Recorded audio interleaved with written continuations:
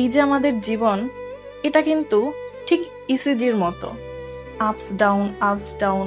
এই যে রেখাটা চলতে থাকে না, আপস ডাউন আপস ডাউন, এই রেখাটা যখন স্ট্রেইট হয়ে যাবে, মানে এই আপস ডাউনটা থাকবে না, সোজা হয়ে যাবে, তার মানে হচ্ছে দ্য এন্ড।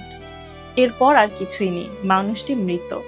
সুতরাং এই আপস অ্যান্ড ডাউন জীবনে আছে মানেই আপনি জীবিত আছেন, অর্থাৎ আপনার জীবনটা সুন্দর আছে, আপনার জীবনটা চলছে, আপনি জীবিত আছেন। এই আপস অ্যান্ড ডাউনে ভয় পাওয়ার কিছু নেই বা ঘাবড়ানোর মতোও কিছু নেই। জীবনে এটা থাকবেই, জীবন মানেই হচ্ছে, আর আমরা যেহেতু জড়জগতে এসেছি, সুতরাং এখানে সমস্যা থাকবেই, এটাকে স্বীকার করে নিতে হবে।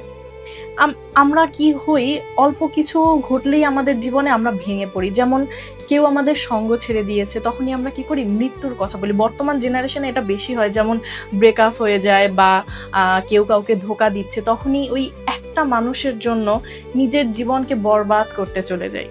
কিন্তু এর থেকে বড় মূর্খতা কি আর রয়েছে?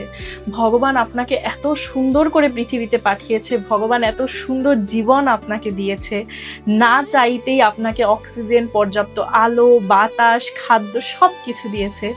তবুও শুধুমাত্র একটা মানুষের জন্যই যদি আপনি নিজের জীবনকে বরবাদ করতে চান, নিজের জীবনকে ধ্বংস করতে চান, তাহলে আমার মনে হয় এর থেকে বড় মূর্খতা আর কিছু হতেই পারে না।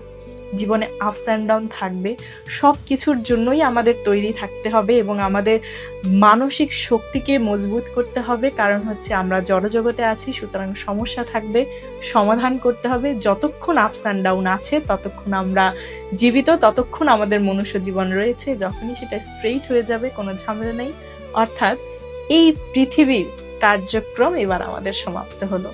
হরে কৃষ্ণা।